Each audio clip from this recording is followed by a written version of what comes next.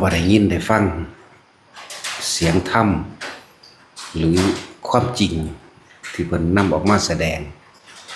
ตามความเป็นจริงแล้วเฮาก็สิบ่รู้จักคำว่าทุกข์คือหยังสาเหตุทุกข์มาจากไสอีกทุกข์ดับไปเป็นแบบใดและหนทางแห่งการดับทุกข์เป็นแบบใดอีกอย่างหนึ่งบัดถ้าเฮาได้ยินได้ฟังแล้วถ้าเฮาบ่น้อมเข้ามาคือนำเสียงธรรมเสียงเทศน์น้อมเข้ามาเปรียบเทียบกับชีวิตจริงของตัวเฮาเองเฮาก็สิบ่รู้ว่าธรรมะคือหยังเหมือนกันจนก็ว่าน้อมเข้ามาแล้วยอมรับคือต้องยอมรับกับความจริงกับหนึ่งเพิ่นแสดงความว่าทุกข์สองความจริงกับประสบการณ์จริงในชีวิตจริงของเจ้าของเองเมื่อยอมรับกับมันลงใจกับมันขนาดนั้นถ้าบ่มีการฝึกหัดก็ยังบ่อาจสามารถที่สิละที่สิตัดที่สิปล่อยวางกับทุกข์ตัวนั้นใดเด้นั่นแหละจังว่าเฮาต้องทำการยอมรับความจริงที่พวกเฮาเป็นทุกข์โดยคำแรกที่เพิ่นแสดงความจริง4อย่างแม้ความเกิดก็เป็นทุกข์ถ้าเฮาน้อมเข้ามาว่าทุกข์แบบใดคือว่าทุกข์เป็นสภาวะที่บ่พอใจก็แล้วกันเป็นสภาพเป็นความจริงในร่างกายเฮานี่ที่เฮาบ่พอใจกับมันเวลามันป่วยปวดหัวปวดแขวโดนมีดบาดเป็นฝีเป็นหนองปวดท้องหิวหนาวปวดหัวปวดแขวแล้วแต่เฮาบ่น้อมเข้ามาจริงๆเฮาสิบ่รู้เด้ว่าเฮาเป็นทุกข์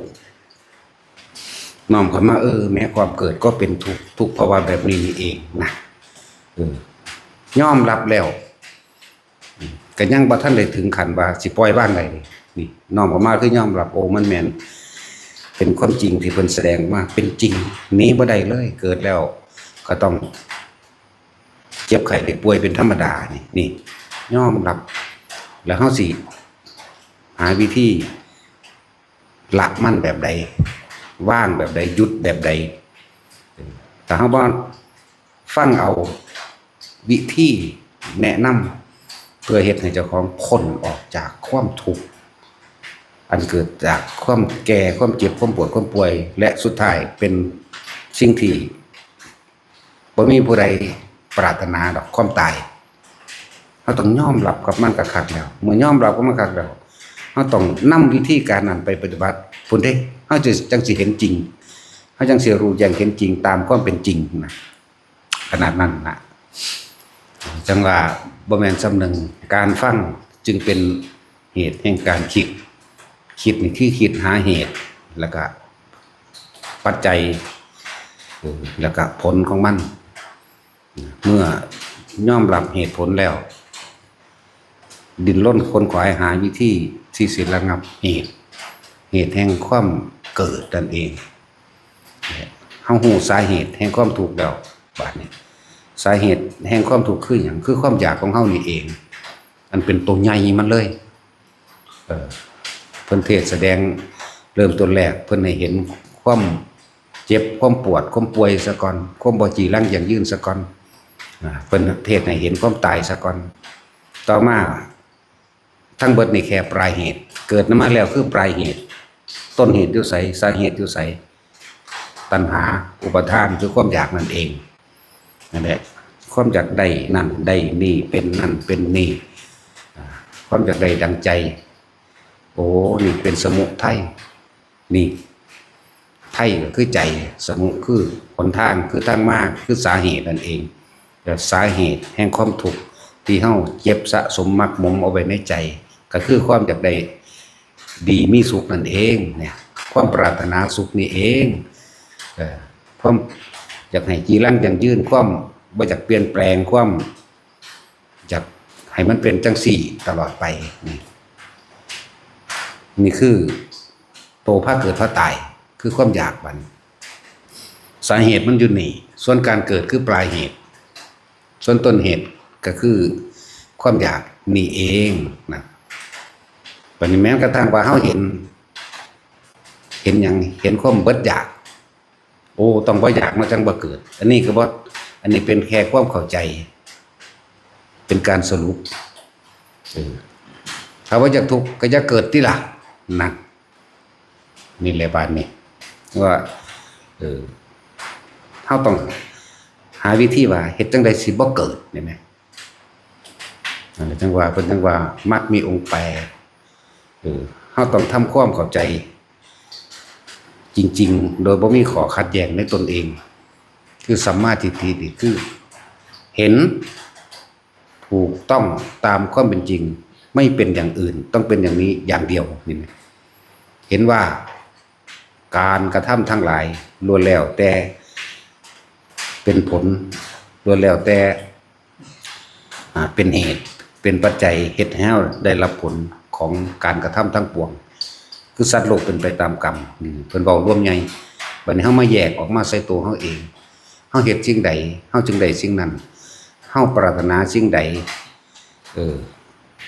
เฮาก็เที่ยวเวียนว่ายตายเกิดกับความปรารถนานั่นเองเนี่ยเฮาจึงเฮาปรารถนาแล้วเฮาก็เลยเพียรพยายามที่สิทำให้มันสำเร็จตามความปรารถนานั่นแหละสาเหตุมันก็ดีนั่นเป็นแค่ปลายเหตุที่มันได้เกิดมาแล้วซื่อเด้จะต้องพยายามระงับตรงว่ามันเกิดจากไสมันเกิดจากความคิดนี่เองเกิดจากใจนี่มันสะสมหมักหมมเอาไว้อยู่ในความรู้สึกในความยินดีในความพอใจในสุขนั่นเองเมื่อไหร่ที่เธอปรารถนาสุขเมื่อนั้นทุกข์ย่อมติดตามดุจดังเงาเหตุจังใดเบิดความปรารถนาใดนี่เองนั่นแหละจึงมีวิธีการฝึกได้บัดนี้เพิ่นก็บอกแนวทางวิธีให้แล้วเพิ่นก็บอกหนทางให้แล้วถ้าเฮาเห็นตามความเป็นจริงได้แล้วความดำริต่างๆคิดในขณะที่ตาหูจมูกลิ้นกายกระทบสัมผัสเฮาก็คิดไปตามความจริงมันการพูดการจากับในสิ่งที่เป็นประโยชน์และตามความเป็นจริงพร้อมสัมมากัมมันโตก็คือการกระทำอันตามถูกต้องตามความเป็นจริงอีกการกระทำแล้วก็ต้องเห็นการกระทำของเฮาเป็นการกระทำเพื่อหลุดพ้นหรือบ่หลุดพ้นพร้อมเนี่ยหลุดพ้นจากการเกิดนี่แหละหลุดพ้นจากความอยากหลุดพ้นจากความแก่เก็บตายนี่แหละนั่นแหละสัมมากัมมันโตสัมมาอาชีโวอาชีพอันใดเป็นเครื่องขวางพระนิพพานเป็นเครื่องขวางหนทางแห่งความหลุดพ้นเฮาก็เลิกละจากอาชีพนั้นเสียเฉพาะประกอบอาชีพเป็นสัมมาอา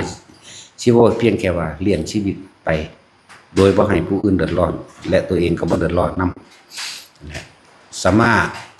อาชีโวก็สัมมาวายาโมเมื่อมีจังซี่แล้วก็วายาโมก็แปลว่าความเพียรความพยายามที่จะกระทำให้สำเร็จแต่ว่าต้องเป็นไปตามความไม่เบียดเบียนทำร้ายพอสัมมาสติคือระลึกนึกถึงเปรียบเทียบขออัดขอทำขอหลายๆอย่างสิว่าอันนี้ควรอันนี้บ่ควรอันนี้มีอันนี้จังมีก็ว่าไปสิ่งนี้มีสิ่งนี้จังมีเนี่ยสติเพิ่นเลยมาร่วมตรงที่ว่าสติเป็นยอดแห่งการคือการปฏิบัติธรรมเพราะสติเป็นตัวกว้างขวางเด้มันกว้างออกอยู่ถ้าเรามีสติระลึกชอบประกอบด้วยธรรมแล้วเลือกเฟ้นธรรมที่มันเลือกเฟ้นข้อวัดปฏิบัติเลือกเฟ้นอะไรที่มันทำได้ง่ายอะไรที่มันเหมาะสมกับตนเองโดยการโดยเวลาโดยเฉพาะตนเองเราไปเฮ็ดไปตามนั้นนะน้องเกิดกลายเป็นสมาธิ สมาธิอันเป็นไปตามความเป็นจริงบ่แม่นมิจฉาสมาธิสมาธินี่เป็นสมาธิอันเป็นไปเพื่อความหลุดพ้นแห่งจิตบัดนี้เรียกว่าสัมมาสมาธิมักมีองค์8ถ้าเข้าใจถูกต้องโดยอันเดียวแล้วทางทั้ง7อย่างเนี่ยถูกต้องอันนึงข้อแรกนี่สัมมาทิฏฐินี่ตัวสำคัญมันเลยเป็นความเห็นเป็นปัญญาก็ว่าเป็นความรอบรู้ตามความเป็นจริงก็ว่าเป็นความบ่เป็นอย่างอื่นแล้วต้องเป็นแบบนี้สัมมาสติ สัมมาทิฏฐิสัมมาสังกัปโปวาจากัมมันโตอาชีโววายโมสติและสมาธิเลยร่วมกันเป็นตัวเดียวกันเป็นตัวเดียวกันเองเฮาเข้าใจเฮาเห็นถูกแล้วเป็นสภาวะปรากฏการณ์ที่เกิดขึ้นกับร่างกายเฮาว่ามันถูกนี่คือเป็นสิ่งที่ทนได้ยากแล้วก็บ่มีคนใดที่พอใจกับถูกเลยบ่มีคนพอใจกับทุกนอกคือทุกกายนี่แหละแต่ว่าทุกกายก็มาจากทุกใจน้ำกันเลยแล้วเป็นประกอบชอบด้วยกันสิทุกนอกทุกกายทุกเพราะหิวเพราะร้อนเพราะหนาวเพราะเจ็บเพราะปวดเพราะป่วยปวดเขียวปวดหัวชาล่าแล้วก็เคลื่อนที่ไปมายากจังซั่นจะกินข้าวบ่แซ่บหายใจฝืดหายใจตันนั่นนี่ก็ว่าไปสุดท้ายก็หนีบ่พ้นความตายนี่นะบ่มีผู้ใดพอใจกับสิ่งนี้หรอกนี่แต่อยากนมอยู่เลยอยากเหมือนคนจาก25 ปี26 ปียังแข็งแรงอยากนุ่มอยู่จังสันนั่นแหละทุกนอกทุกแค่กายนี่เอิ้นนอกเพราะว่านี่มันเป็นปลายเหตุมันได้นี่ที่เฮาเกิดมาถูกนี่คือปลายเหตุสาเหตุเด้ต้นเหตุเด้สมุทัยคือใจของเฮาเองนั่นแหละสาเหตุมันอยู่ที่ใจเฮาเองที่เฮายังมีความหวังให้เฮามีความปรารถนาถ้าเฮายอมรับกับมันได้แล้วเมื่อยอมรับกับได้แล้วเฮาก็ต้องฝึกตนเองให้เว้นเสียให้เว้นจากการกระทำทั้งปวงที่เป็นไปในทางที่เบียดเบียนผู้อื่นเหมือนเบียดเบียนผู้อื่นก็คือการเบียดเบียนตนเองบัดนี้สติระลึกไปอีกในการถ้าไม่เบียดเบียนผู้อื่นก็แสดงว่านั่นแหละคือการรักษาตนนะเฮาก็รักษาตนเองโดยการไม่ทำร้ายให้ผู้ใดผู้หนึ่งเสียชีวิตทรัพย์สินตลอดทั้งคนและสัตว์การนั่นแหละคือการเมตตาตนเองเมตตาผู้อื่นก็เมตตาตนเองช่วยเหลือผู้อื่นก็ช่วยเหลือตนเองเมตตากรุณามุตตาอุเบกขานั่นแหละคือที่พึ่งอันประเสริฐของตนการเหตุกับคนอื่นแบบใดเฮาก็ได้แบบนั้นมันออกจากความรู้สึกของเฮาเองคือใจสมุหะมาจากหะไทยนั่นเองหรือว่าสมุทัยเหตุมันอยู่นี้ขนาดรู้ขนาดนี้เหตุจังใดสิหยุดคิดปรุงแต่งแสวงหาในความอยากได้อยากดีอยากมีอยากเป็นแบบนี้คือต้องว่างความคิดทั้งหมดความอยากเอาตัณหาละตัณหาแต่ว่าเป็นตัณหาแห่งสัมมาทิฏฐิบานี้อยากพ้นทุกข์นี่ที่แรกเฮาอยากคนละอยากกันก็เลยอยากพ้นทุกข์ก็เลยว่าเป็นการอยากพ้นทุกข์ต้องสร้างสมสิ่งที่มันเป็นกุศลในความอยากพ้นทุกข์อยากพ้นจากการเกิดนี่เองเหตุจังใดก็เพราะไปทำลายเบียดเบียนนั่นเองนั่นเป็นที่มาแห่งศีลจิตใจเฮาสิเฮายอมรับทุกอย่างเฮากดข่มเฮาพยายามข่มความรู้สึกของตนเองในการบ่เบียดเบียนทำลายถ้าเราได้ยินได้ฟังแล้วนี่แหละจังว่าคนมาปฏิบัติธรรมนี่สิรู้สึกว่าเจอหนักกว่าปกติธรรมดา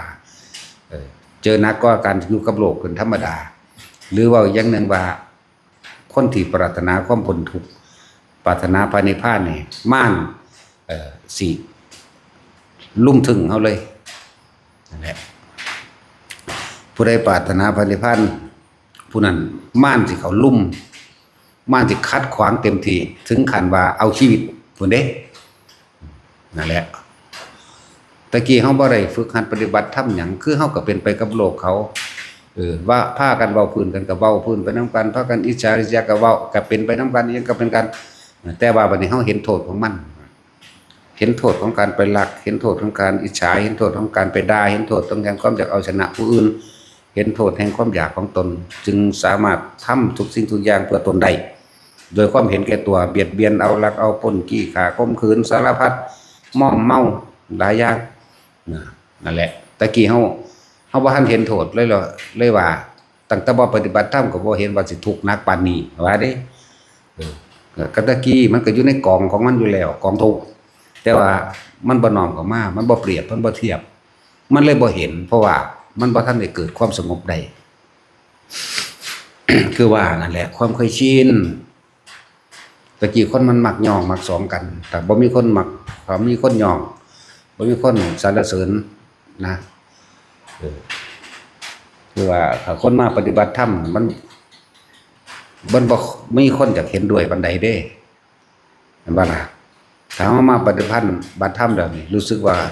1หมู่พวกก็น้อยลง2ความคิดเห็นก็ต่างกันเลยมีการขัดการขวางเห็นบ่ล่ะความคิดเห็นต่างกันเด้ตะกี้ความคิดเห็นไปในทางเดียวกันมันเลยรู้สึกว่า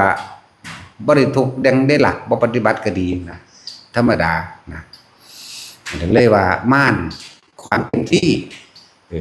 ม่านก็คือความเคยชินของเจ้าของเองม่านก็ดีคือใจเจ้าของเองนั่นแหละมันปล่อยว่างบ่ทันใดๆมันยังมีความอยากได้ดังใจแม้กระทั่งมาปฏิบัติธรรมแล้วยังอยากได้ดังใจอยากให้ผู้อื่นเห็นดีเห็นงามนำอยากให้ผู้อื่นคล้อยตามอยากให้ผู้อื่นยกย่องบ่อยากให้ผู้ใดมานินทากูมาปฏิบัติธรรมสู้ไปเว้าคนปฏิบัติธรรมสู้เป็นบาปเด้จังซั่นจังซี่ว่าไปเพราะความเคยชินทางโลกมันยังมีอยู่จนได้ยินได้ฟังจนเข้าใจในความจริงหลายๆอย่างที่เพิ่นนำออกมาแสดงอย่างเช่นว่าคนในโลกนี่เกิดมาที่จะไม่เคยนินทาบุคคลผู้อื่นเลยไม่มีในโลกเหมือนกันคนในโลกที่ไม่ถูกนินทาก็ไม่มีเหมือนกันคือมันต้องยอมรับตัวเองแต่ก่อนกูก็เคยนินทาเขาเคยเกาตูเคยใส่ร้ายเคยอิจฉาเขาบาดนี้เฮาจะออกจากวงจรนั้นแล้วเฮาก็มาฟังธรรมเฮาก็มาปฏิบัติธรรมเขาก็นินทาเฮาคือกันแต่เฮายอมรับทั้งสองอย่างว่าเกิดตั้งแต่เกิดมานี่ที่ว่าที่บ่เคยนินทาผู้อื่นเลยนี่บ่มีแต่เฮายอมรับตัวนี้ตะกี้กูก็เคยนินทาผู้อื่นเคยอิจฉาผู้อื่นเขาก็ต้องนินทากูอิจฉากูเป็นเหตุแห่งความปล่อยวางได้ถ้ามันเข้าใจตัวนี้มันยอมรับความสรรเสริญและความนินทาจังซี่ตะกี้เฮาก็เคยย่องคนที่เฮาถูกใจพอใจคนที่บ่พอใจบ่ถูกใจเฮาก็ด่าเขาคือกันนี่ก็ยอมรับโลกธรรมตัวนี้สิ่งที่เข้ามากระทบให้จิตหวั่นไหวให้เกิดความรู้สึกที่พอใจและไม่พอใจคำว่าโลกธรรมสรรเสริญและนินทานี่แหละเฮ็ดให้เฮามีความหวั่นไหวแต่ถ้าบุคคลฝึกหัดดีแล้วไม่หวั่นไหวสุขก็บ่หวั่นไหวทุกข์ก็บ่หวั่นไหวสรรเสริญนินทาก็บ่หวั่นไหวสรรเสริญเฮาก็เคยสรรเสริญผู้อื่นเหมือนกันด่าผู้อื่นนินทาผู้อื่นเฮาก็เคยด่าเหมือนกันอ๋อมันเป็นแบบนี้นั่นแหละเป็นก็เกิดให้สุขบ้างให้ทุกข์บ้างเฮาก็เข้าใจดีแล้วความใดมาและความเสียไปเฮาก็เข้าใจเพราะว่าเฮามาฟังเรื่องคำว่าอนิจจังเฮามาฟังเรื่องคำว่าอนัตตาสิ่งใดสิ่งหนึ่งเกิดธรรมดาสิ่งหนึ่งดับเป็นธรรมดาเฮาก็มาเทียบเอามียศเสริมยศมีลาภเสริมลาภเนี่ยจนถึงที่สุดละมาฟังคำว่าตายบัดนี้มันก็ยอมรับนั่นแหละขนาดยอมรับแล้วแต่ว่ายังว่างบ่ทันใดก็คือยังคิดอยู่นะจึงมีวิธีการฝึกตัวเองหยุดคิดปรุงแต่งแสวงหาพ้นจากการเกิดทั้งปวงไปดบัดอย่างเช่นว่าคนที่เข้ามาปฏิบัติธรรมนี่สิ่งที่กระทบกระทั่งมากที่สุดคือคำนินทาหลายที่สุดก็เลยเข้าใจว่าเฮาสิห่างออกจากผู้คนเฮาสิห่างออกจากความเข้าไปคลุกคลีและเป็นเหมือนคนบ่มีหมู่บ่มีพวกมันก็ต้องเป็นแบบนั้นคือความจริงตราบใดที่เฮายังไปสุงสิงกันอยู่ไปคลุกคลีกันอยู่ไปเว้านัวหัวม่วนกันอยู่ยังด้วยวิตเรื่องได้ก็จังความสงบมันเกิดบ่ได้นั่นแหละมันเฮาต้องตีโตออกห่างมาต่อเลยเป็นคือคนบ่มีหมู่บ่มีพวกแล้วบัดนี้คนส่วนมากบ่เห็นด้วยดอกบ่มีใครเห็นด้วยดอกแต่เฮาย้อนหลังไปแต่ตะกี้เฮาก็บ่รู้ธรรมเฮาก็บ่เห็นด้วยกับเขาคือกันเฮาก็บ่เห็นด้วยแล้วเฮาก็บ่ฮู้จักเลยมันเห็นด้วยบ่เห็นด้วยเฮาบ่ฮู้จักหยังเลยนะมีแต่คุกคีอยู่กันทำมาหากินตื่นขึ้นแต่ละมื้อคิดไปหาแต่เงิน ไปงานไปเฮ็ดจังซั่นจังซี่งานข้างอยู่เฮ็ดจังมื้ออื่นเฮ็ดนั่นต่อมื้อเฮ้อเฮ็ดนี่ต่อเฮ็ดอันนั้นแล้วเฮ็ดอันนั้นนั่นจังซั่นบ่รู้เรื่องนั่นแหละจังว่าธรรมจึงมีคุณค่ากับทุกคนความจริงที่พระพุทธเจ้าได้รู้แล้วนำมาสั่งสอนแสดงให้พวกเฮาพวกเฮาได้ยินได้ฟังรับเข้ามาใคร่ครวญและพิจารณาจนเกิดการยอมรับเมื่อเกิดการยอมรับแล้วมันก็จังว่างบ่ได้เด้ยอมรับซื่อๆมันก็เลยมีแต่การคิดเอาซะก่อนที่แรกคิดก็คือหาเหตุผลจนว่ามันลงตัวว่าเป็นสัมมาทิฏฐินั่นเองอ๋อเป็นแบบนี้แต่ก็ทั้งมาฝึกตนเองและตนเองเฮาต้องได้ทิ่ม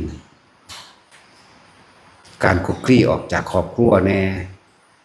เห็นบ่ที่หลวงพ่อบอกว่าถ้าผู้ใดมีความปรารถนาว่าสิบวชจะบวชใกล้บ้านจะบวชอยู่บ้านจะบวชใกล้บ้านพร้อมจะบวชอยู่บ้านพร้อมเพราะว่ามันสิมีความกังวลเกี่ยวข้องกับญาติกับหมู่พวกกับสัตว์เลี้ยงกับเลือดสวนไหลนาคบรรยากาศอย่างต่างๆมันก็สิลัดไปอันแหละคือมันยังลอยลัดตัวเองอยู่ในหันเลยออกมาที่อื่นๆที่บ่แม่นคนหูจักแต่นั้นมันคนหูจักมันขุ่นมันชินไปได้มันก็ถามกันโหลดอันนั้นอันนี้ไปโหลดความขุ่นชินในหมู่พวกจังซี่ก็อาศัยความขุ่นชินอันเก่าล่ะมันบ่แม่นแค่ว่าเฮ้ยไปใส่พร้อมเด้ความคิดมันเคยไปน้ำกันเคยไปหาปูหาปลาน้ำกันเคยไปเที่ยวเบิ่งหนังเบิ่งหมอลำเต้นลำวงลำเลียงน้ำกันเคยกินเหล้าเมายาน้ำกันหรือเคยทำกิจกรรมร่วมกันเห็นหน้าผู้นั้นปั๊บความคิดไปแล้วไปตามอดีตล่ะลักษณะนั้นนั่นแหละจึงว่าผู้ใดแม่นสิบวชน้อยบวชหลายก็สร้างบวชที่ให้มันเกิดความสงบแน่ให้มันเป็นบุญนะเฮาบ่ได้บวชเอาแค่ตามประเพณีเฮาบวชแม้นปีนึง3 เดือน4 เดือนก็ช่างให้คนมาตั้งใจให้มันเป็น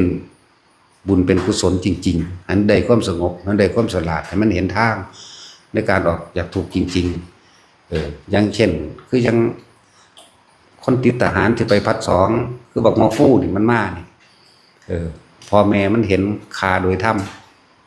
บ่บวชอยู่บ้านเอาลูกกูไปบวชพุ่นเมื่อมาบวชนี่แล้วมันก็ฝึกหัดปฏิบัติมันก็ได้รับความสงบของมันเองบ่แน่มันอาจจะไปทำภาระทหารของมันเองกลับออกมาใหม่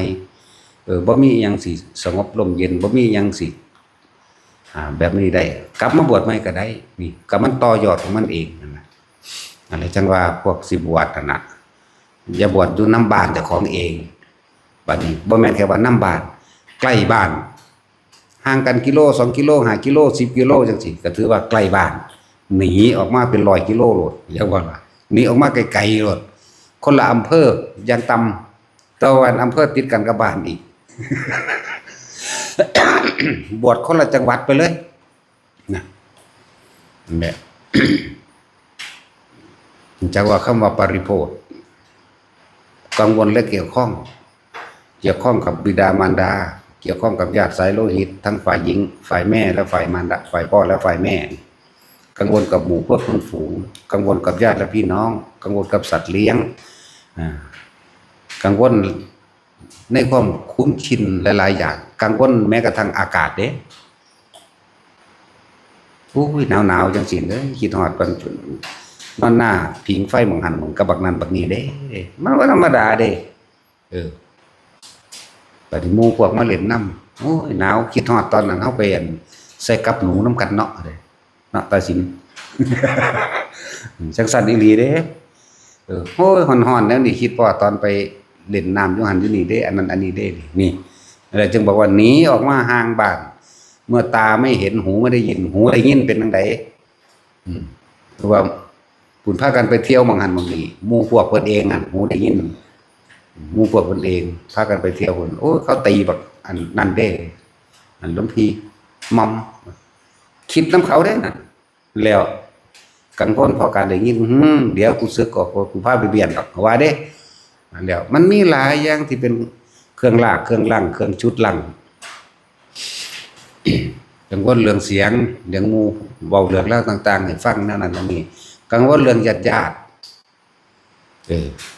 ญาติฝ่ายพ่อฝ่ายแม่เขามาปรึกษานั่นแน่อันนี้แน่เขาเว้าในความเห็นแก่ตัวไผมันนั่นแหละเนี่ยกังวลโดยญาติเดี๋ยวก็เห็น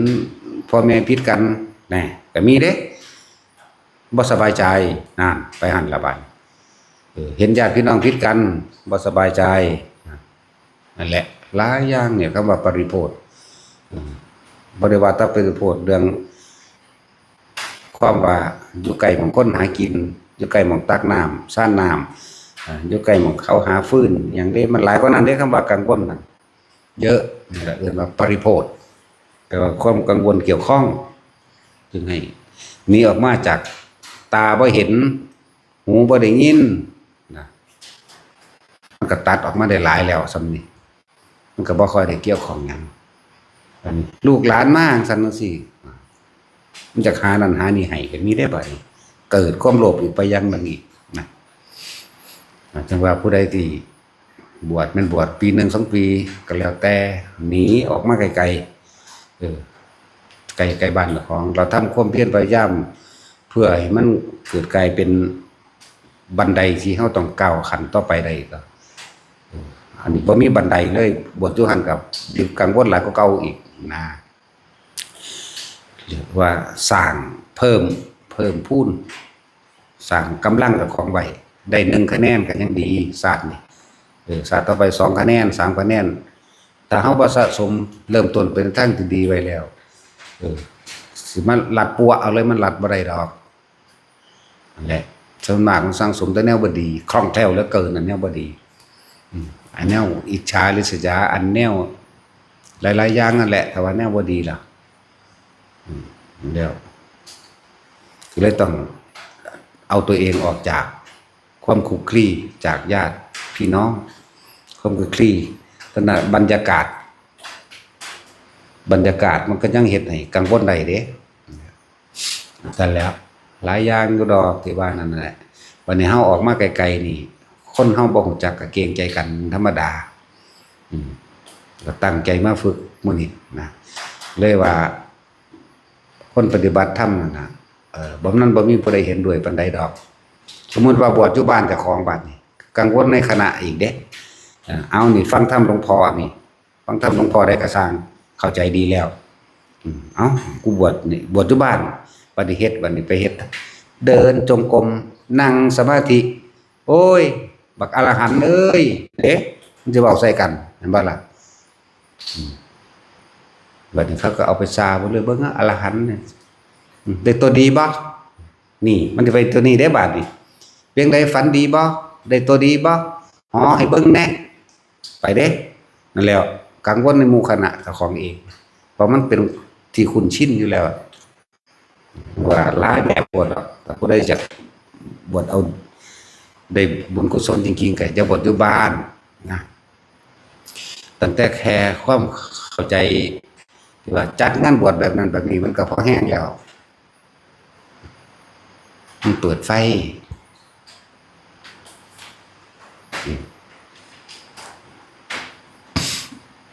แล้วจังว่าความกังวล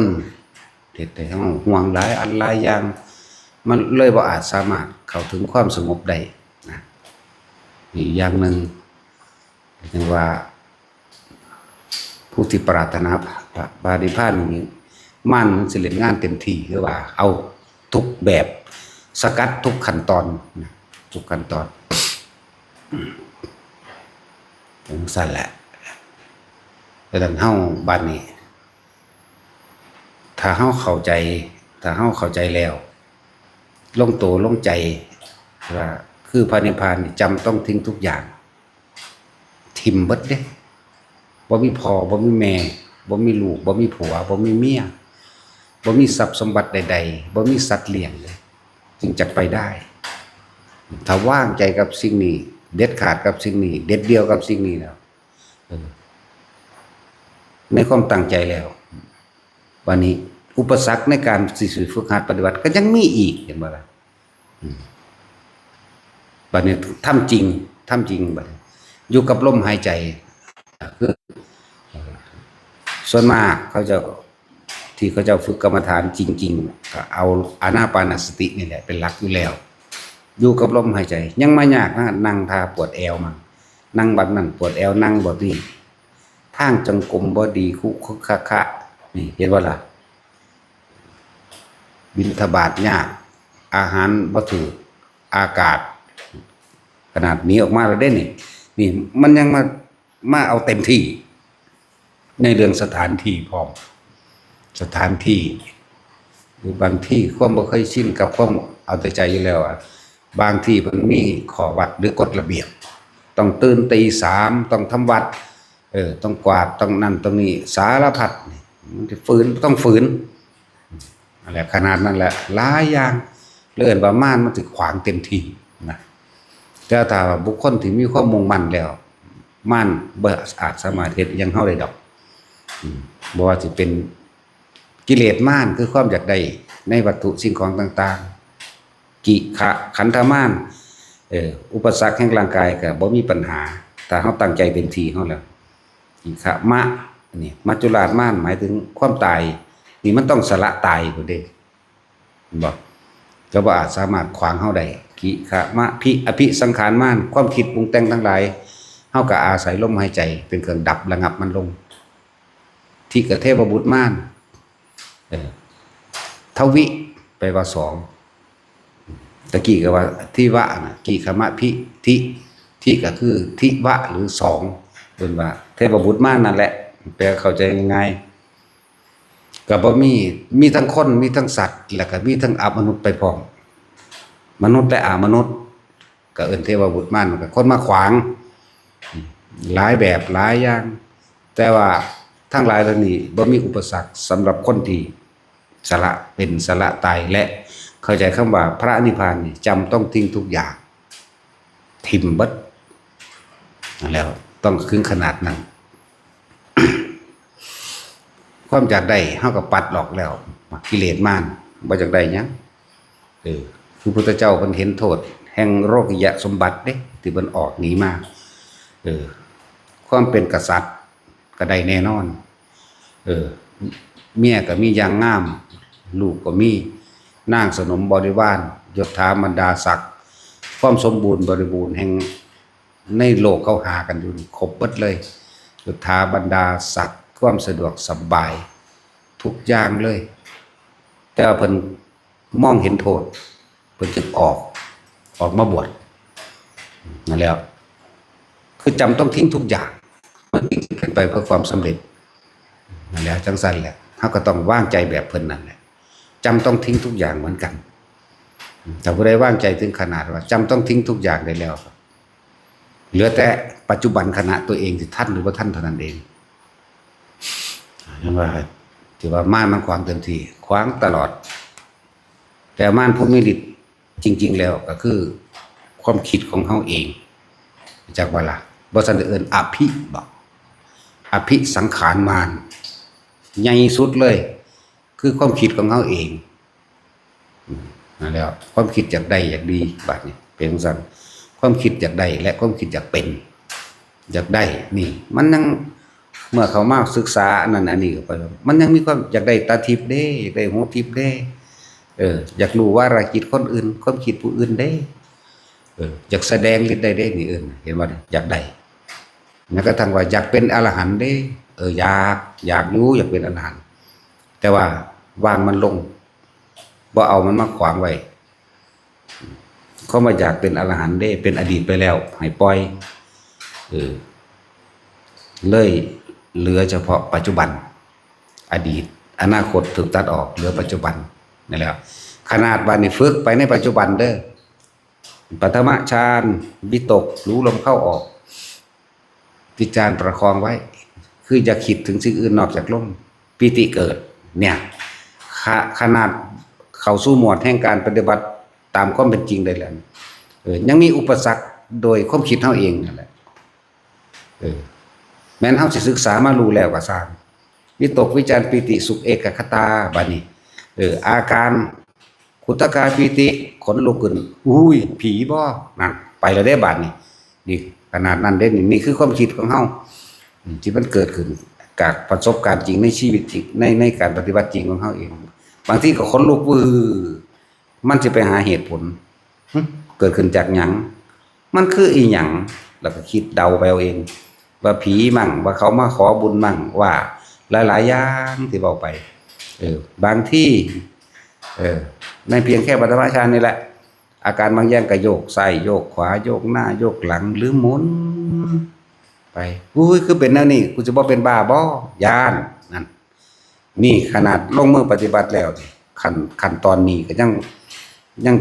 ความคิดของเฮาเองก็ยังขวางเฮาเองทั้งที่เข้าใจฌานที่หนึ่งวิตกวิจารปิติสุขเอกตาฌานที่สองปิติสุขเอกตาฌานที่สามเป็นผู้มีสุขเอกตาคือความสงบระงับดับไปแล้วเหลือเฉพาะอุเบกขาว่างๆอย่างสิฌานที่สี่ตัดความรู้สึกทางกายเบิดหมดการรับรู้ในทางตาหูจมูกลิ้นกายเหลือแต่ความว่างอย่างเดียวที่อีกที่หนึ่งนี่ศึกษาโดยเข้าใจมาแล้วบาดนี้ลงมือปฏิบัติจริงก็เป็นธรรมดาเพราะว่ามันเป็นไม่เพราะฉันจะบอกว่าทำให้บ่อยทำให้มากทำให้ชินบ่ทำจนให้มันคล่องแคล่วว่องไวทำให้เป็นดุจดังญาณนั่นเองจนว่ามันรู้แจ้งตามที่มันเป็นนี่แหละขนาดลงมือปฏิบัติแล้วก็ยังมาตื่นความรู้สึกตื่นเต้นหวาดกลัวความคิดย่ำปรุงแต่งไปต่างๆนานาสารพัดในความที่ต่ำส่วนมากก็คิดไปทั้งต่ำนะบ่คิดไปทั้งดีทั้งสูง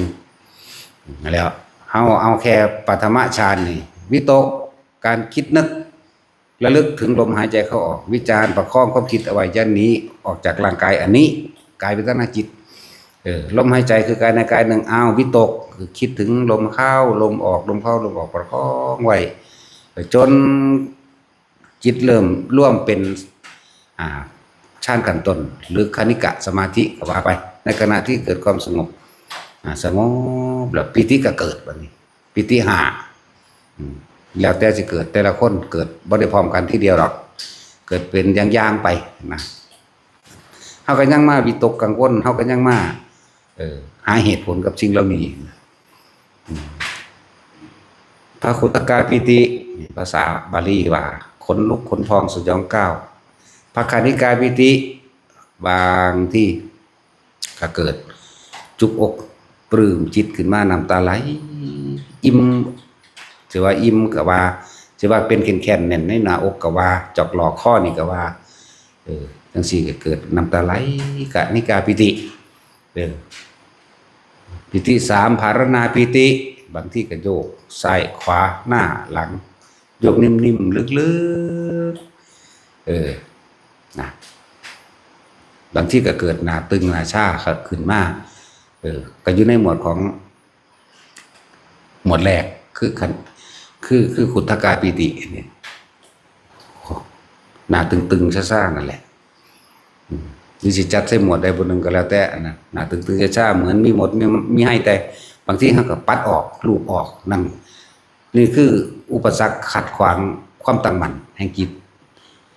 ความให้จิตตั้งมั่นเป็นสมาธินั่นเองแต่ว่าก็เป็นสิ่งดีอย่างหนึ่งว่าเป็นเครื่องยืนยันว่าเป็นผู้ทรงชาติเจริญชาตินะบ่แม่นแต่อุปสรรคคือความคิดของเขาเองเพราะเขาบ่เคยเป็นเขาเลยกังวลอย่างสั่นกังวลเลยมีความสงสัยธรรมดาที่เพิ่นเอิ้นว่านิวรณ์เป็นเครื่องขวางสมาธิเฮ็ดให้จิตบ่ตั้งมั่นนั่นเองปิติที่สี่ก็คือโอกันติกาปิติบางทีมันก็มีแสงเกิดขึ้นพิบๆแป๊บๆระหว่างกลางหน้าผากมั่งกลางอกมั่งแล้วแต่สิเกิดนะแสงใหญ่แสงน้อยแสงเล็กแสงดุจดังสายฟ้าแลบก็มีพิบๆแป๊บๆเกิดขึ้นทั้งหลังมันก็สามารถเห็นได้ทั้งก็ตกใจคิดไปได้บัดนี้นะนี่ก็เริ่มว่าสงสัยส่วนมากก็คือมีความสงสัยมากนั่นเองมีปัญหาตัวคำว่าสงสัยมันหลายสงสัยว่าเกิดขึ้นจากหยังมีหยังเป็นหยังหาเหตุผลต่อใส่สารพัดปิติที่ห้าคืออุปงคาปิติบางที่ก็คือกายลอยขึ้นแต่มันก็แค่ความรู้สึกที่ลอยเองแต่เฮาก็ตกใจเป็นธรรมดาความคิดโดยความญาณคนเฮามันเป็นธรรมดามันญาณนั่นแหละเมื่อตาปุ๊บก็มีสำหรับผู้ทำสมาธิหลับตา มื่นตาปุ๊บคิดได้บาดนี้ไปละใบบักใหญ่เลยบาดนี้บางทีก็วูบดิ่งลงไปเหมือนกับคนตกเหววูบลงไปก็มีดันวุบลงไปบางทีก็ลอยขึ้นบางทีก็แค่ร่างกายยืดยาวขึ้นเหมือนกับว่ามันทะลุหลังคาไปได้เลยนะความสงสัยย่อมเกิดขึ้นนี่ก็ยังขนาดว่าลงมือปฏิบัติจริงแล้วได้พบเหตุการณ์เจอจริงๆแล้วอภิสังขารม่านคือความคิดของเฮานั่นแหละมันก็ยังมาขัดมาขวางตนเองอยู่ในเพราะสนิอะไรยังว่าหาพวกเฮาบาดนี้ทำให้บ่อยทำให้มากทำให้เกิดความเคยชินกับอาการต่างๆที่มันเกิดแล้วคำว่าชินมันก็ช้ามันก็เฉยเองดอกชินชาเฉยไปเลยชินแล้วก็เฉยเองดอกอ๋อมันคืออันนี้มันคืออันนี้มันคือนี่มันก็เบิดความกังวลกับมันจะปล่อยไปบัดนี้จนกว่าสิเข้าใจคำว่าอนิจจังอนัตตาสิ่งนี้เกิดสิ่งนี้ก็ดับมันบ่แซ่อยู่จังซั่นนะนี่ก็ต้องผ่านโดยประสบการณ์ตนเองนั่นแหละเฮาต้องผ่านโดยประสบการณ์ตัวเฮาเองเฮาจึงสิรู้ความจริงได้จึงบอกเว้าอยู่เรื่อยๆแล้วความรู้จริงกับความรู้จำมันต่างกันมากแต่เมื่อไหร่ที่เฮาฝึกหัดปฏิบัติจนเข้าถึงความจริงนั้นได้กับความรู้ที่เราเรียนมาเมื่อเอาไปเทียบกันแล้วมันจึงสิเป็นรู้แจ้งเห็นจริงตามความจริงได้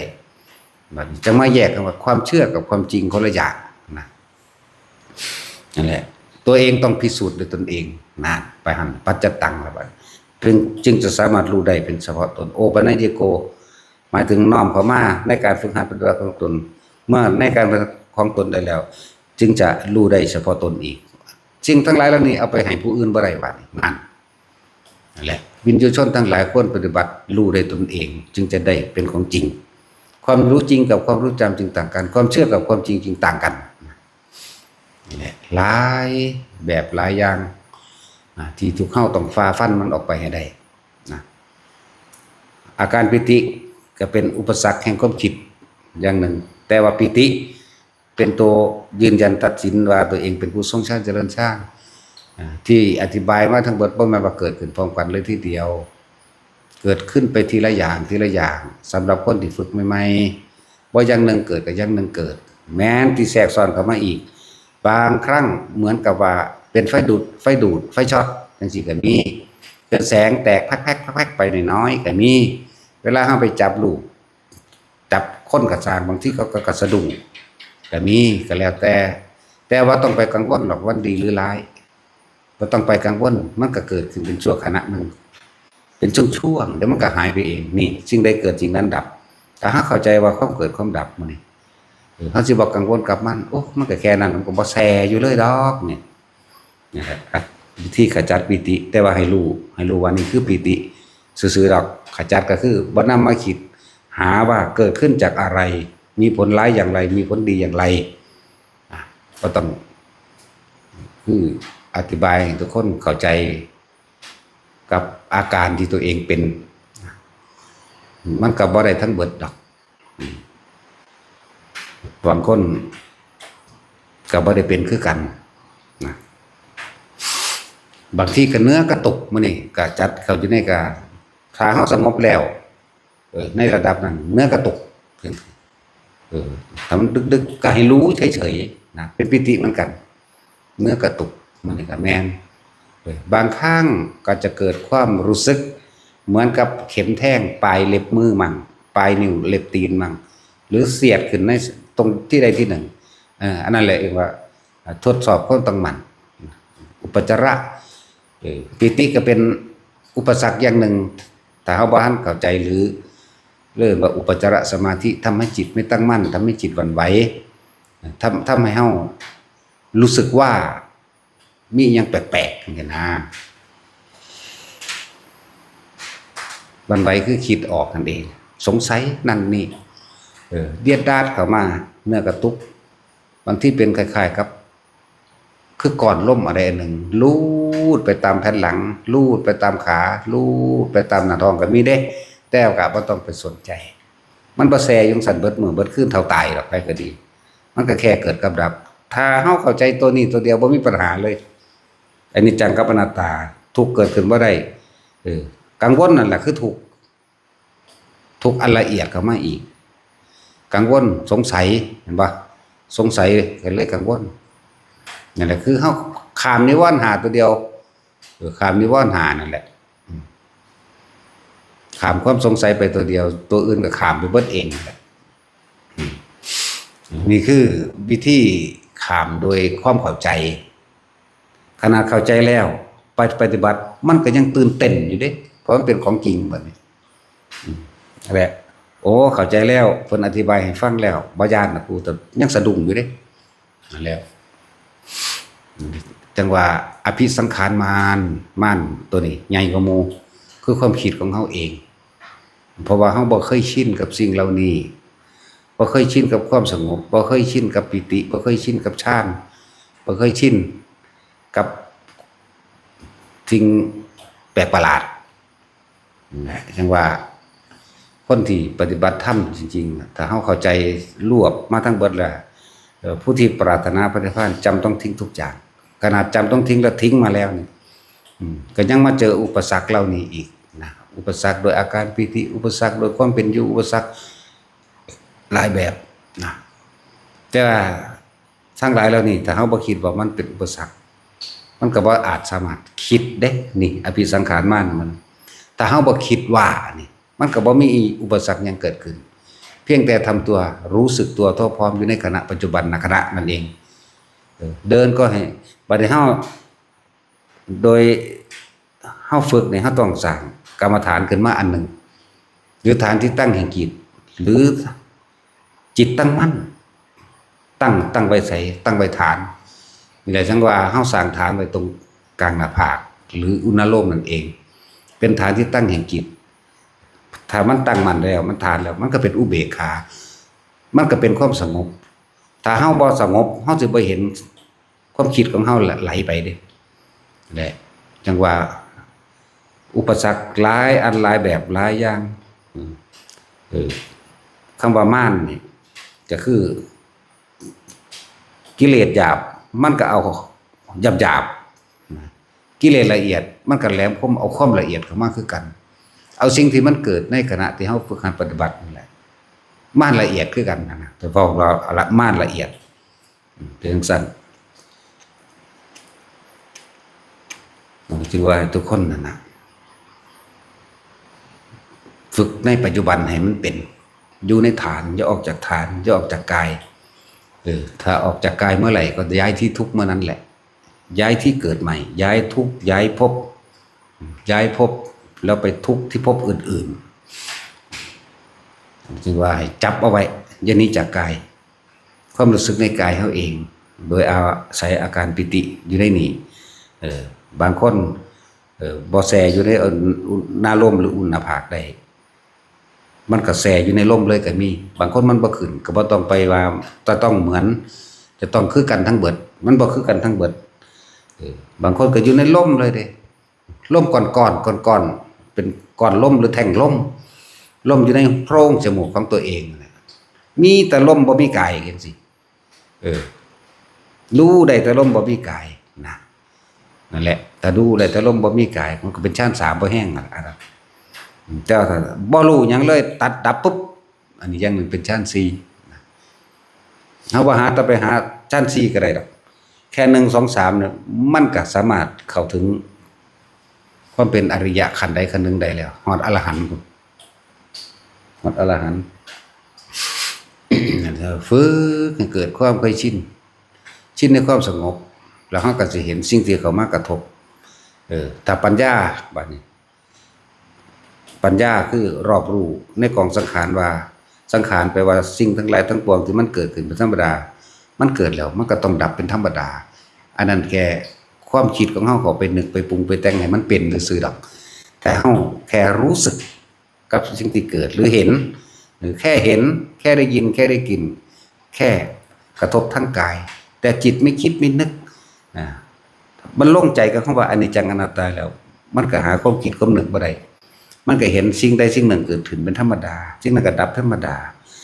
ปีติแบบคนลุกคนพองมื้อนี้บ่เกิดแบบนี้ ขาไปเกิดแบบโยกมั่งขาไปเกิดแบบ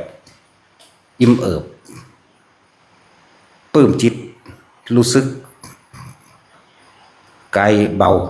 โปร่งๆบางทีนะนั่นแหละผู้ใดเป็นอาการใดผู้นั้นก็สิเข้าใจในคำนี้ในคำเบานี้นั่นแหละฝึกไปเรื่อยแม้ถึงขั้นว่าบางคนมันอยู่ในขั้นที่ว่าซึ้งลึงคิดยังบ่ออกมันก็ยังมีความคิดแทรกเข้าไปอีกว่ากูสิบ่เป็นอัลไซเมอร์บ่กูคือเป็นอยากจำหยังบ่ได้นึกมันก็นึกบ่ได้พุ่นนี่เพิ่นละนี่คืออุปสรรคก็คือความคิดเจ้าของเองจึงเรียกว่าม่านตัวใดใหญ่ก็หมู่ก็อภิสังขารม่านความคิดเฮาเองม่านผู้มีฤทธิ์คือความคิดของเฮาเองคือเอิ้นอภิสังขารม่านนั่นแหละกิเลสม่านเนี่ยเฮาบ่เอาแล้วขวางกูบ่ได้กูบ่อยากได้หยังนี่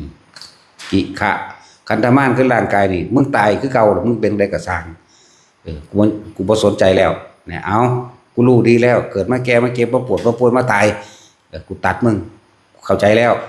กิขามะพินี่ตัวอภิสังขารม่านอยู่กลางหมู่นี่เห็นบ่นี่นั่นแหละพิคืออภิสังขารม่านนี่ตัวนี้อยู่กลางหมู่เลยเห็นบ่นี่แล้วเทพบุตรม่านหรือต่างๆที่เขาอุปสรรคทั้งหลายที่เขามาก่อกวนเฮาบ่ได้สนใจแล้วเพราะว่าเฮาสิส่งอยู่ในลมหายใจเฮาเองจังซี่นะกูบ่สนใจแต่สิ่งที่ทำลายตนได้มากที่สุดคือความคิดเจ้าของจริงๆได้บัดนั่นน่ะกิขะมะพิธิเห็นบ่มันอยู่กลางเด้ฟังดีๆเด้ม่านตั้งหานี่กิก็คือกิเลสมารนี่ตัวที่1ขะก็คือขันธมารเจ็บปวดป่วยยัน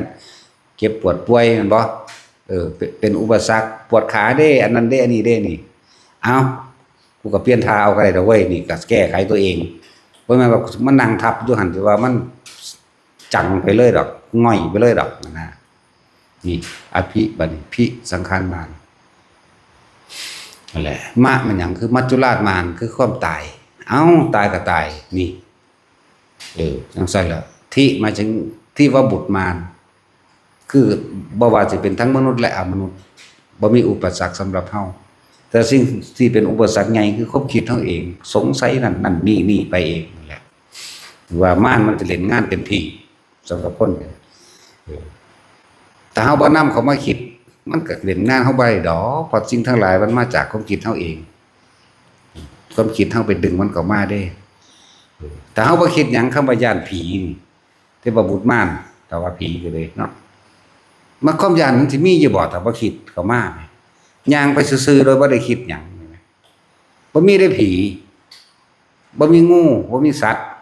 บ่มีเสือบ่มีช้างบ่มีคนบ่มีเสียงนกเสียงกาบ่มีหยังเลยนี่แต่เฮาบ่คิดก็บ่มีเองเด้เพราะทุกอย่างมันเกิดจากความคิดเฮาเด้นี่แล้วเคล็ดลับจังเฮ็ดจังได๋เฮาสิระงับความคิดได้นี่เอง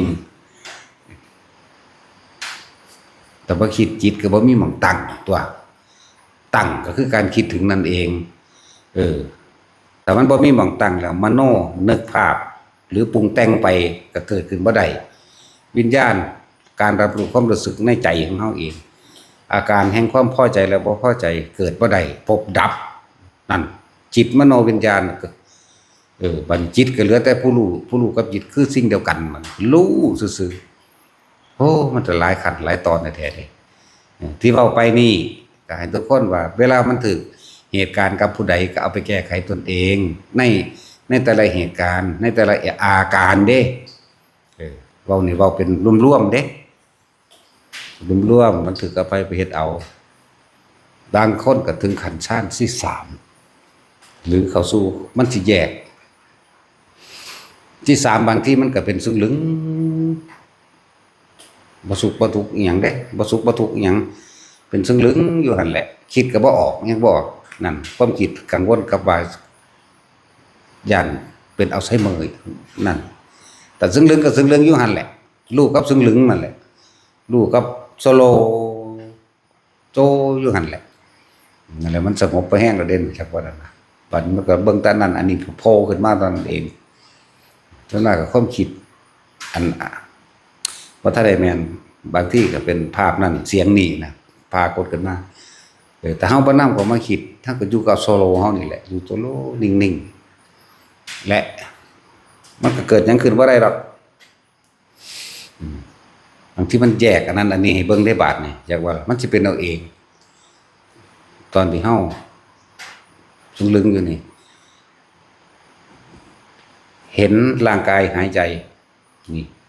แยกได้บาดนี่แยกกายแยกจิตเป็นจังไดแยกรูปเป็นจังไดเห็นร่างกายนี่หายใจเห็นความคิดอย่างหนึ่งแต่ว่าผู้เห็นนั้นบ่มีตัวตน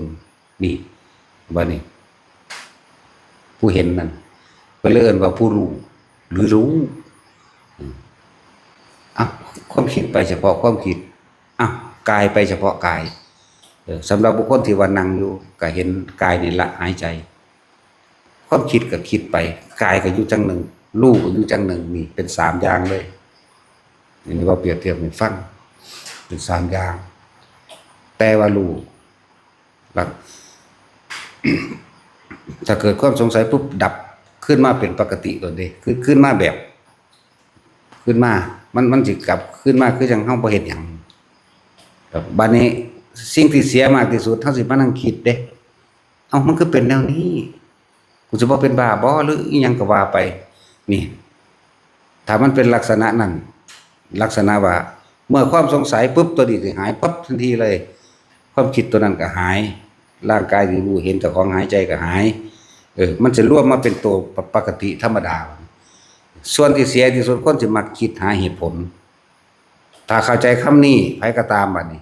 รีบกลับมาล้มซะก่อนตัดความสงสัยออกให้เบิดตัดความสงสัยออกให้เบิดเฮ็ดดูเขาบางคนก็ถามว่าจะให้ทำอย่างไรต่อบ่ได้ทำอีหยังต่อเลยมันขึ้นจุดตรงนี้แล้วถ้ามันขึ้นมาถึงเหตุการณ์นี้ปรากฏการณ์นี้สภาวะนี้แล้วดูไปเรื่อยๆเป็นแค่คำบอกดูไปเรื่อยๆมันแยกนั่นแหละมันแยกเบิ่งไปเรื่อยๆจนกว่าคำว่าความเกิดความดับของความคิดแต่เฮาเข้าใจกับมันเห็นไปเรื่อยๆดอกมันจังสิเข้าถึงโทดันแท้ๆมันไม่เป็นคำบอกซื่อๆเด้คิดเรื่องนี้แล้วจบไปคิดเรื่องนี้คิดถึงผู้นั้นผู้นี้คิดถึงผู้นี้เรื่องนึงคิดถึงผู้นี้เรื่องนึงคิดถึงหมาอีกเรื่องนึงคิดถึงคนเรื่องนึงคิดถึงต้นไม้อีกเรื่องนึงคิดถึงเรื่องนั้นมันคิดเอาเองเฮาบ่ได้เป็นผู้คิดถ้ามันแยกลักษณะแบบนี้แล้วเข้าใจบ่ล่ะฝึกไปเถอะมันนั่งเป็นเอาเองดอกบ่แม่นเฮาเฮ็ดให้มันเป็นเอาเองเด้อเฮ็ดไปเรื่อยอย่าหนีจากลมหายใจอย่าหนีจากอุณาโลมเวลาเป็นนั่งเป็นไปเอาเองดอกคำว่าลมหายใจและอุณาโลมก็บ่แม่นว่าจะจ้องจับ2อย่างนี้ตลอดเด้บางคนก็อยู่ในความรู้สึกนั่นแหละอุณาโลมเลยกลางหัวเลยหนุบหนาบเลยบ่แม่นว่ากลุ่มอุณาโลมกับลมอยู่ตลอดอันนั้นมันยังมีความเจตนาอยู่มันยังเพ่งอยู่มันยังคิดอยู่และผู้อยู่กับลมได้ก็ลมไปเลยลมก่อนๆอยู่ในหูดังในพงหูดังของเองเวลามันเป็นทั้งเป็นดอกเป็นเอาเองแยกเห็นร่างกายหายใจเห็นความคิดต่างหากผู้รู้คืออยู่นี่อันใดเป็นกูกันแน่ได้บัดนี้เนี่ยที่แรกมันก็สงสัยธรรมดาแต่ว่าบอกวิธีการตัดความสงสัยออกก็คือรีบกลับมาลมหายใจปั๊บให้เกิดความเคยชินในการทิ้งความคิดเข้าใจว่าที่บอกวิธีนี่ให้เกิดความเคยชินในการสงสัยในการทิ้งความคิดเพราะทุกสิ่งทุกอย่างมันก็เกิดจากจิตเกิดจากจิตกับผู้รู้กับจิตเป็นอันเดียวกันแต่ว่าจิตกับมันก็มีหน้าที่คิดสิ่งที่คิดทั้งหลายก็คือคิดถึงอดีตนั่นแหละแต่เลยอย่าให้มันชินเมื่อมันมาถึงหม่องนี้แล้วรีบกลับมาลมปั๊บมันตัดของมันเองดอกตัดหยังตัดความคิดนั่นแหละแล้วมันจะคำว่าว่างบัดว่างจริงๆคือว่างจากสิ่งที่มีอยู่ว่างจากความคิดที่มันคิดเองว่างจากภาพรูปรสกลิ่นเสียงกระทบสัมผัสรู้สึกเพียงกายแต่รู้อยู่เฉยๆจิตไม่คิดไม่นึกความรู้สึกพอใจหรือไม่พอเกิดขึ้นมาได้เฮ็ดให้มันชินจนหมุนรอบถึง24ชั่วโมงได้จนเป็นอาการลิโกบ่มีการบ่มีเวลาเลย ผ กุละจังเอิ้นอรหันต์อารมณ์มันเกิดบ่ได้นะครับที่ว่าชั่วขณะก็มีอยู่สู่คนนั่นแหละแต่ว่าเฮารักษาคำว่าตลอดบ่ได้นี่นะก็เลยต้องอาศัยการฝึกจนเกิดเคยชินนั่นเองชินจนก็ว่าชั่วขณะกับตลอดกาลหรืออากาลิโกนี่ต้องอาศัยความฝึกเด้บ่แม่นคิดเอานะฝึกไปเรื่อยฝึกไปเรื่อยบัดนี้มันก็รู้อยู่เฉพาะของมันเองความคิดก็คิดไป คำว่าว่างจริงๆคือว่างจากสิ่งที่มีเด้บ่แม่นว่างแบบคนนอนหลับบ่เห็นหยังเด้บ่แม่นว่างแบบการเข้าฌานเด้การเข้าฌานว่างจริงบ่มีหยังเลยนั่นแต่ว่าคันบ่รู้สึกโตบ่เห็นหยังพอว่างของเฮานี่คือในความว่างจากสิ่งที่มีบุคคลสัตว์สิ่งของตาเฮาก็เห็นอยู่แต่ว่าเฮาไม่นำเข้ามาคิดไม่นำเข้ามานึกนี่โดยปกติคือเฮาใช้ชีวิตปกติเดี๋ยวนี้แหละผู้นี้งามผู้นี้บ่งามผู้นี้เฒ่าผู้นี้บ่เฒ่าเด็กน้อยเสียงนั้นเสียงนี้กินนั่นกินนี่ถ้าเฮาบ่นำเข้ามาคิดแล้วมันก็ว่างของมันเองจึงเรียกว่าว่างจากสิ่งที่มีที่มันมีเพราะว่าเฮานำมันเข้ามาคิดที่มันคิดเพราะว่าอยากให้เป็นไปตามที่ตัวเองอยากให้เป็นจึงมีความไปตื่นยันตัดสินอันนั้นผิดอันนั้นถูกอันนั้นบุญอันนั้นบาปอันนั้นอันนี้นี่ถ้าไปยืนยันลักษณะนั้นอารมณ์เกิดพบเกิดนั่นแหละบางคนมันก็มีชั่วขณะอยู่ดอกมีเพติกะแล้วมีขัมพนะหรือนิพพานชั่วขณะคำว่านิพพานชั่วขณะจะเป็นคำเปรียบเทียบว่าในขณะที่ว่ามันเป็นแบบนั้นแต่ว่ามันรักษาบ่ได้ตลอดเลิศวิคัมปนะภาษาบาลีว่าแบบนั้นเขาก็เคยเป็นอยู่นะแต่ว่าเฮ็ดจังใดมึงสิเป็นตลอดนะเป็นจนตายเป็นจนร่างกายนี่ตายนี่นั่นแล้วจิตบ่มีหม่องตั้งเด้เพราะว่ามันว่างอยู่สุกหม่องมันบ่เข้าไปคิดหามันบ่แม่นแค่นี้อันนี้เว้าสู่เรื่องประสบการณ์เฮาเองว่างจากสิ่งที่มีทั้งเบิดบ่ว่าบุคคลสัตว์สิ่งของดินฟ้าอากาศร้อนและหนาวบ่นำก็ไม่คิดว่างจากสิ่งที่มีอันที่คือตาเห็นหูได้ยินอยู่เดี๋ยวนี้นี่เป็นนอกๆเปรียบเทียบว่านี่คือนอกๆว่างจากสิ่งที่มีโดยในเด้เทวดาอินทร์พรหมวิมานต่างๆภพภูมิต่างๆที่เฮาเห็นอยู่เฮาก็บ่นำก็ไม่คิดเนี่ยนอกกับในเลยเสมอกันคือบ่คิดจักอย่างมันเองบ่ได้สนใจอันสิตาทิพย์หรือว่าตาทิพย์หูทิพย์แล้วหูทิพย์จมูกทิพย์ปากทิพย์ลิ้นทิพย์กายทิพย์บ่ได้ไปสนใจเลยนี่ว่างไปเบิดบ่มีอีหยังเปลี่ยนพอบ่เป็นหยังพอบ่มีหยังใดแล้วก็บ่ได้ไปตัดสินว่าไผผิดไผถูกเว้าแค่สมมุติซื่อๆเด้ถ้าถึงขั้นนั้นแล้วก็สบายล่ะจักว่าล่ะผู้ใดเฮ็ดไปเรื่อยนอกก็ว่างในก็ว่างนอกหมายถึงตาเดี๋ยวนี้ตาเห็นกันตาดิบๆตาเนื้อ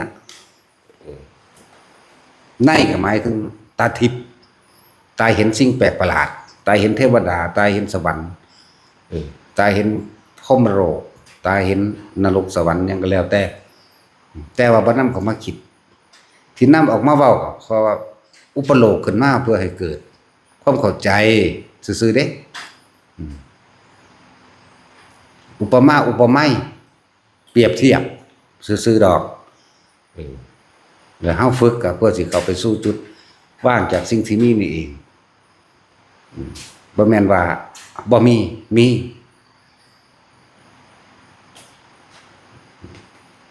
พระพุทธเจ้าตอนเพิ่นสินิพพานมันเข้าสู่สมาบัติเรียกว่าปวัตตันติอาจิระลึกก็ได้ระลึก42แสนโกฏสมาบัติเร็วขนาดเลยบัดสุดท้ายไปแซ่อยู่ในชั้น4แล้วถอยออกมานิดหน่อยแล้วก็ดับเลยว่างจากสิ่งที่มีนี่เป็นจังซั่นจักสิแม่นว่าแม่นดอกอันนี้เป็นแค่ความง่ายๆว่าส่วนโต มันบ่ยืนยันตัดสินว่าผิดว่าถูกเด้เด้อไปเห็นเอาเองไปฮู้เอาเองสิผิดหรือถูกสิจริงหรือปลอมก็ช่างคนนั้นสิให้ความหมายตราบใดที่คิดอยู่มันก็เป็นไปเกิดจังบ่ล่ะไปผิดไปถูกนั่นแหละเพิ่นเข้าไปสู่ความเข้าไปแซ่ในสัญญาเบทยิตนิโรธสมาบัติแต่ก็ต้องมาแล่นอีกบัดนี้แล่นทำความบริสุทธิ์เต็มที่บ่ได้แล่นจากปฐมฌานไล่ขึ้นสมาบัติ8คือความรวดเร็วของเพิ่นเรียกว่า42แสนกว่าสมาบัติซื่อดอกมันเร็วเกินเร็วก็นับได้เท่านั้นนับได้เท่านั้นนะนี่คือว่าบัดนี้เพิ่นก็ไปเข้าสู่สัญญาเวทนิโรธถอยลงมาชั้นที่1 2 3 4ไป4ถอยลงมาอยู่ระหว่างกึ่งกลาง43จะดับสวรรค์ก็เห็นแต่บ่เอาพรหมโลกก็เห็นแต่บ่ไปบ่มีเบิดความปรารถนาแล้วจังซี่นรกก็เห็นมนุษย์ก็เห็นทุกอย่างว่างเบิดนั่นแหละเป็นลักษณะนั้นจริงหรือบ่จริงก็สร้างได้บ่ได้ยืนยันตัดสินเด้ถูกหรือผิดกันแล้วแต่ไผสิใส่ความหมายนั่นแหละคำว่าพวกเขาก็ฝึกไปคนที่ฝึกคนที่เขาไปเห็นเว้าบ่เป็นก็มีเด้อันบางองค์บางประเภทนั้นบอกบ่ถูกเกี่ยวกับสื่อว่าจังไดแต่ว่าโล่งเบิดล่ะนี่นะบ่มีความรู้สึกผิดถูกยังกับบ่จักหลายองค์ที่เป็นอรหันต์บ่สอนบ่ปากจักสิเว้าว่าจังไดก็บ่ฮู้โลดไปจังซั่นเด้นั่นแหละเจ้าสิตายแล้วเจ้าสิไปไสกูก็บ่ฮู้คือกันเด้มาถามปุถุชนคนธรรมดาเบิ่งดูไปสวรรค์โลดแล้วเนาะตัดสินไปสวรรค์เอ้าบัดนั้นว่าปฏิบัติธรรมสิว่าบ่ฮู้ได้จังได๋ก็กูบ่ทันตาย ตายแล้วสิไปไสกูบ่ฮู้นี่ถูกลบเล้าดูหลายบัดนี้เอ้าปานนั้นว่าอันนั้นเขาคือว่าอันนั้นอันนี้ฮู้ฮอดมื้อตายมันจังซี่เอาก็กูบ่ทันตายนั่นนี่ก็มีเด้ว่าเขาเจ้าสิตอบกูบ่ฮู้ดอกแต่ว่ากูบ่ว่ากูบ่ทันตายจังซี่ก็มีมันก็บ่ทั้งเบิดเสมอไปดอกที่ว่ารู้วันตายหรือบ่รู้วันตายนะบางองค์เพิ่นบ่รู้จักหยังดอกสวรรค์ก็บ่เห็นหูก็บ่ทิพตาก็บ่ทิพลิ้นก็บ่ทิพปากก็บ่ทิพกายก็บ่ทิพแต่ว่าบ่มีความคิดในความปรารถนาในความอยากได้ดีมีเป็นอีกแล้วอารมณ์ความรู้สึกต่างๆเกิดบ่ได้ผู้ใดสิเว้าเฮาได้เพิ่นก็เบิ่งตามแมปๆอยู่หั่นแหละย่องกระช่างยิ้มด่ายิ้มจังซี่ก็มีบ่คือเฮาเด้ย่องกูก็หัวได้กูดีใจเนาะตัดสินด่ากูก็ทื่นขึ้นแมงร้อยเท่าเด้บ่ได้น้อยๆเด้ด่ามาแม่กูด่ามึงหนักกว่าเก่าร้อยเท่าแปลงซะเด้เฮานะพูดถึงผู้เพิ่นเข้าถึงตรงนั้นผู้เพิ่นว่างเพิ่นบ่เห็นดอกสวรรค์นรกแต่เพิ่นเห็นความคิดของเจ้าของเบิดความคิดจังซั่น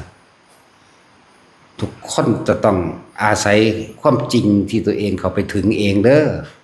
ซ้ำความจำนี่คนละอย่างกันนะที่นำออกมาเว้าก็แค่ว่าแนะทางให้ซื่อๆเด้เป็นแค่คำแนะนำซื่อๆเด้บอกทางให้ซื่อๆเด้ว่า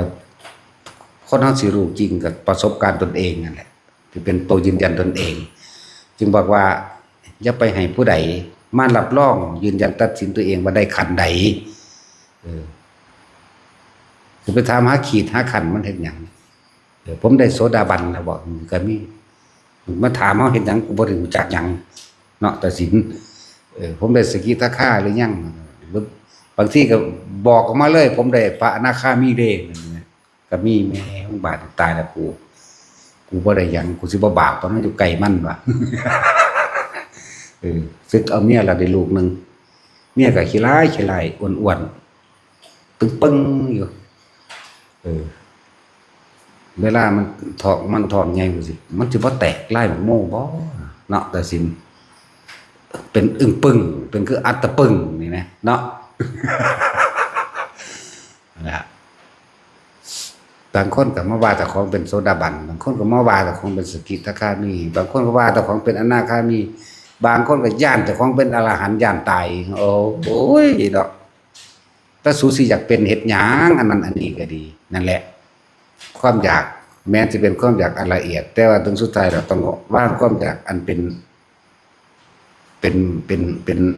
นิพพานนั่นแหละแม้นิพพานก็บ่อยากหรอกแม้นอรหันต์ก็ว่าต้องเป็นจังซี่แม้มันต้องว่างตัวนี้ออกที่แรกก็อาศัยความอยากอยู่เพื่อเป็นกำลังใจหรือเพื่อเป็นทางมันไปซะก่อนแต่ว่าว่างความอยากก็อยู่ในปัจจุบันให้เป็น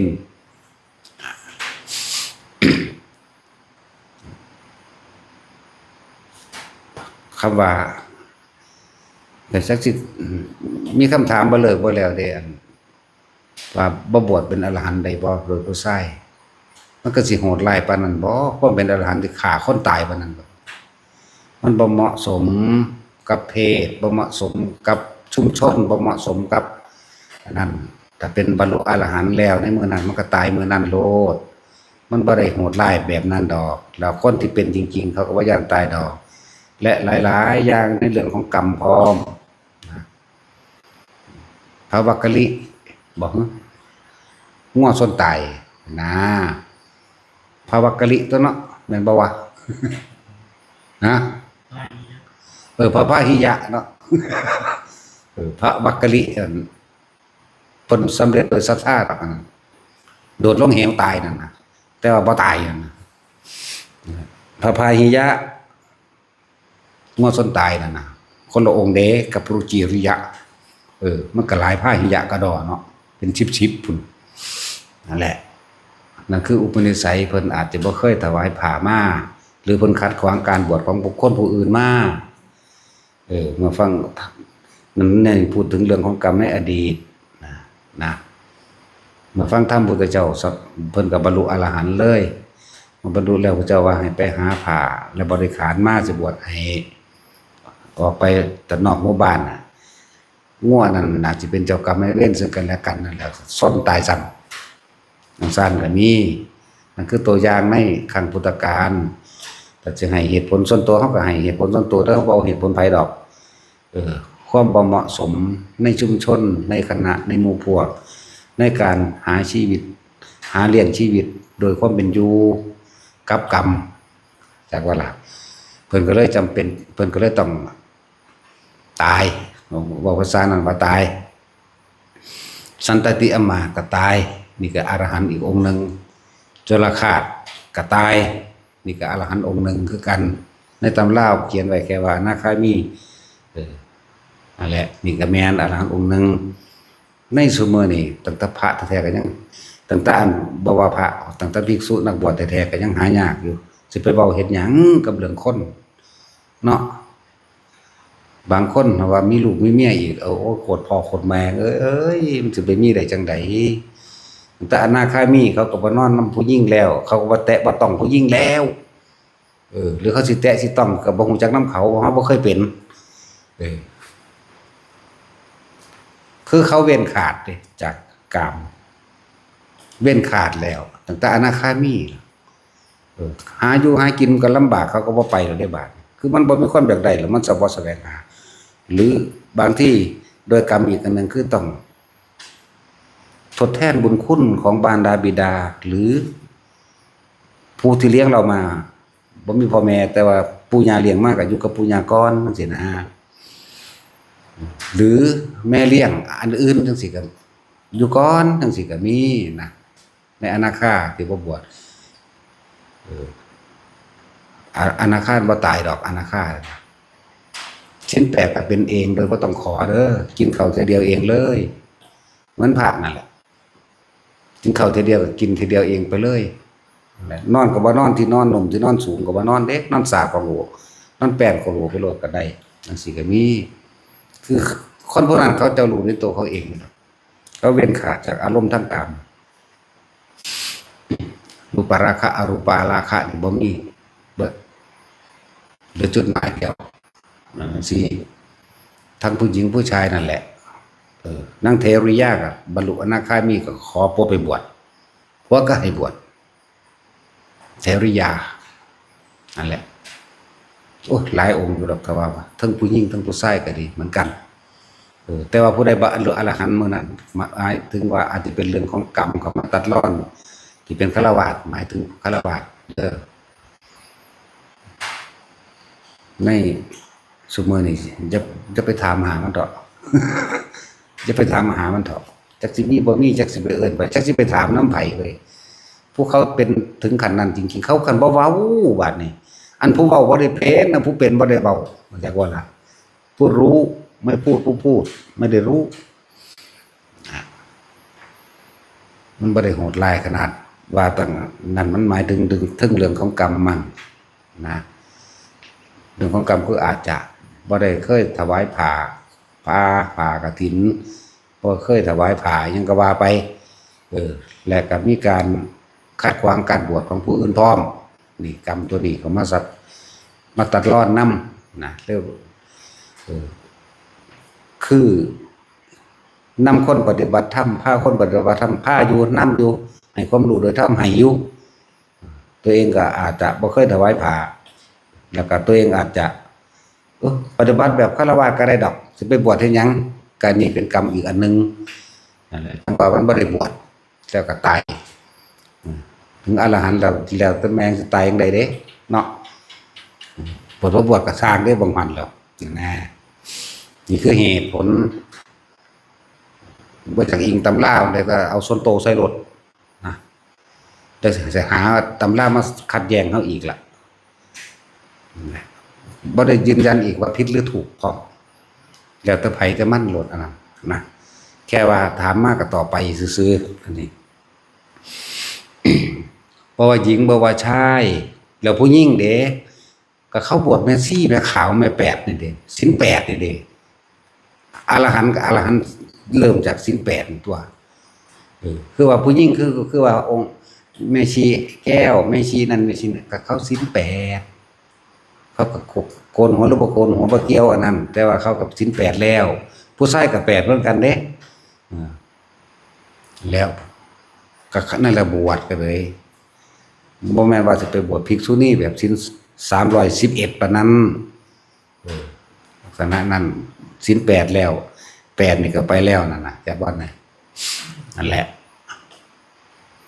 จากอนาคาหัดอรหันต์กับแค่8มันก็ได้แล้วตัวบ่หัดตอนนั้นน่ะนั่นมันเป็นข้อห้ามต่างๆในความเหมาะสมและบ่เหมาะสมซื่อๆได้ศีล221ศีล311มื้อนี้รากเหง้าข้อมูลของมันแท้ๆโคตรพ่อโคตรแม่มันแท้ๆก็ศีล5นี่นึงเด้จังว่าล่ะคนเงาสักราชศีลเราเรื่องศีล5ไปหา8 5นี่โสดาสกิทาคา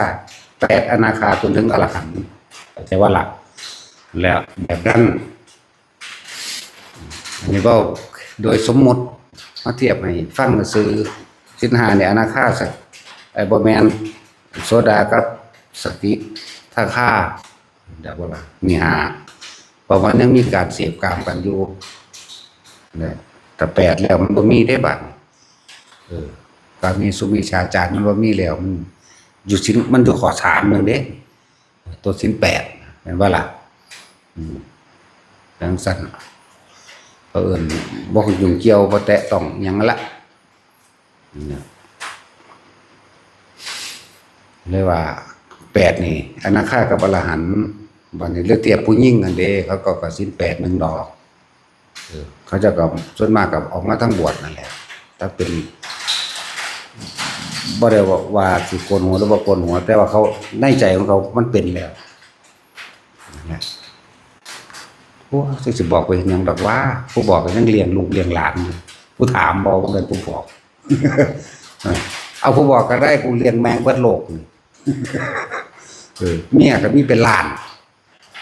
800,000อีกต่างหากเนาะตาสินสั่นแล้วนั่นแหละอยู่ในปัจจุบันเถอะจะไปถามเอาคำตอบเพื่อจะไปตอบคำถามผู้อื่นเลย